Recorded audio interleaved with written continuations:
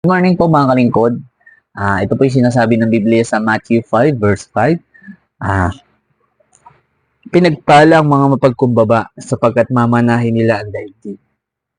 Mga kalingkod, ang sarap pakinggan na ang isang taong mapagkumbaba ay ang biyaya na kayang ibigay ng Diyos ay mamanahin niya daw ang daigdig. Ibig sabihin po na mamanahin niya yung daigdig.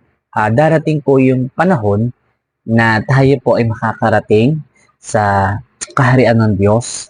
At yung kaharian na yon na talagang kasama natin ng Panginoon. Doon po ay wala ng paghihirap, wala ng pagdurusa, wala ng sakit, wala ng gutom.